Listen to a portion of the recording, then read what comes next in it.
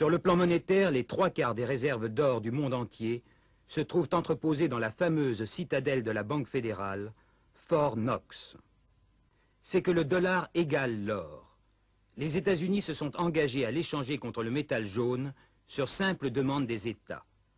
Le 15 août, Nixon apparaît à la télévision américaine et fait une annonce nationale, n'est-ce pas, catastrophée. Hein. Il est obligé de déconnecter, d'interrompre toutes les promesses économiques des États-Unis. Il déconnecte le dollar de l'or. Et le 15 août 1971, c'est le coup de tonnerre.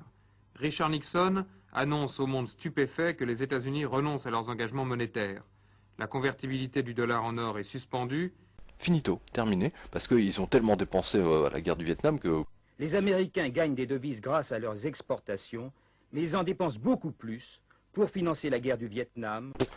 Alors du coup, il y a plein de pays qui se sont retrouvés avec leurs dollars, mais sans les lingots d'or.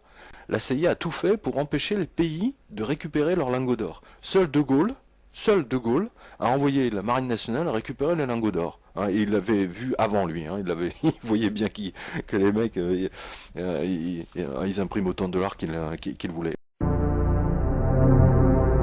Le fait que beaucoup d'États acceptent par principe des dollars au même titre que de l'or, ce fait entraîne les Américains à s'endetter, et à s'endetter gratuitement vis-à-vis de l'étranger, car ce qu'ils lui doivent, ils le lui payent avec des dollars qu'il ne tient qu'à eux d'émettre. Étant donné les conséquences que pourrait avoir une crise qui surviendrait dans un pareil domaine, nous pensons qu'il faut prendre à temps les moyens de l'éviter. De Gaulle a pris tous les dollars qu'il y avait en France dans toutes les banques, etc. Il a tout envoyé aux États-Unis. Il a récupéré les lingots d'or qui sont à la Banque de France et que Sarkozy a vendu au prix le plus bas, là où il était au plus bas. Il les a bazardés. C'est comme s'il les avait mis dans une poubelle, quoi. Ouais.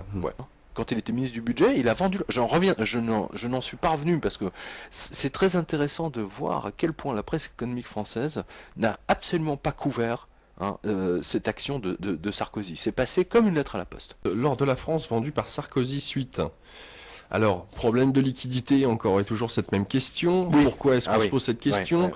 Ou une obligation de maintenir le cours de l'or très bas? On le sait. Toujours est-il que la Banque de France, elle, a vendu 56 tonnes de notre or en début d'année 2010, donc pour 1,3 milliard d'euros.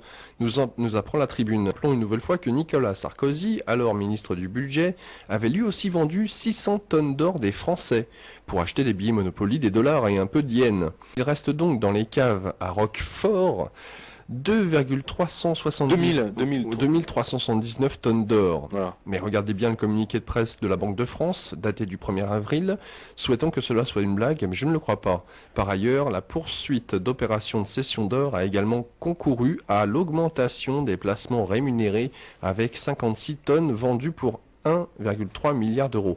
Alors attendez, appréciez la sémantique de la Banque de France. Je ne sais pas comment ils font pour sortir des phrases aussi alambiquées. Genre, techniquement, ils auraient pu résumer ça en mettant « Nous avons vendu 56 tonnes d'or. » Point. Alors, non, alors je vous la refais, hein, parce que c'est quand même pas mal. La poursuite d'opérations de cession d'or, donc déjà ils utilisent cession au lieu de vente, a également concouru à l'augmentation des placements rémunérés. Alors déjà, concourir à l'augmentation de placements rémunérés, on ne sait pas trop s'ils les ont prêtés, en échange de placés, enfin bon, c'est très bizarre. Vendu, 56 tonnes vendues. Alors finalement, ils utilisent le verbe vendre. Vendre ou placer, on ne sait pas trop. Ouais. C'est vraiment un embrouillage, tu sais. Non mais ils font exprès. Ils font exprès pour embrouiller les gens. Voilà. Et donc je continue, là je cite la Banque de France. Il est résulté de ces différents éléments un supplément de placement rémunéré pour la banque de 15 milliards d'euros en moyenne sur l'année. Voilà. Donc ils sont contents, ils ont gagné des sous. Voilà. Mais moi je sais pas, pourquoi la Banque de France se sont-elles obligées de vendre 56 tonnes d'or alors qu'en ce moment l'or augmente en permanence? Et pourquoi Nicolas Sarkozy a-t-il vendu les 600 tonnes d'or des Français, de notre or? Il y a un mois, un lingot comme ça valait autour de 26 500 euros. Donc il a pris une douzaine de pourcents en un mois. Aujourd'hui, ce même lingot d'or vaut près de 30 000 €. Alors, faut-il acheter de l'or à tout prix? Si c'est pour préserver votre patrimoine, parce que vous avez peur de l'inflation, vous avez peur que le papier perde de la valeur, vous n'avez pas confiance dans les taux d'intérêt, dans tout ce que vous voulez, oui, achetez de l'or.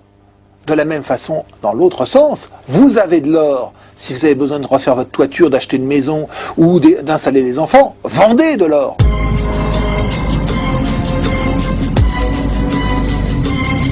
You want to tell me what this is all about? As I walk through the valley of the shadow of death, I take a look at my life and realize there's nothing left. Cause I've been blasting and laughing so long that even my mama thinks that my mind is gone. But I ain't never crossed a man that didn't deserve it. Be treated like a punk, you know that's unheard of. You better watch how you're talking and where you're walking, or you and your homies might be lying to chalk.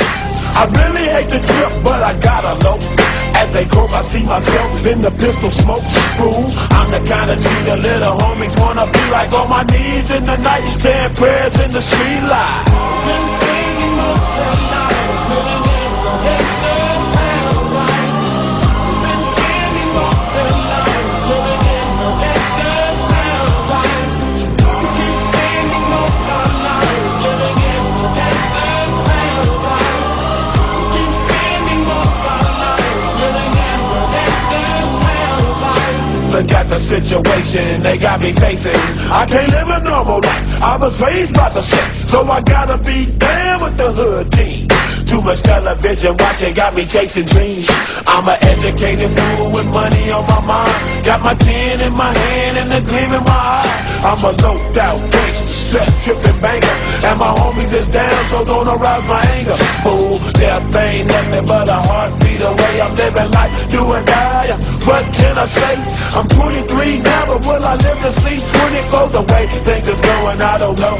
Tell me why are we so blind to see that the ones we hurt are you and me? Been spending most of the night living in the gangster's paradise. Been spending most of the night living in the gangster's paradise. Keep spending most of the night living in the gangster's paradise. Keep spending most of the night living in the gangster's paradise. Power and the money, money and the power. Minute after minute, hour after hour, everybody's running, but half of them ain't looking what's going on in the kitchen. But I don't know what's cooking. They say I got to learn, but nobody's here to teach me. If they can't understand it, how can they reach me? I guess they can't, I guess they won't, I guess they front. That's why I know my life is out of luck, fool.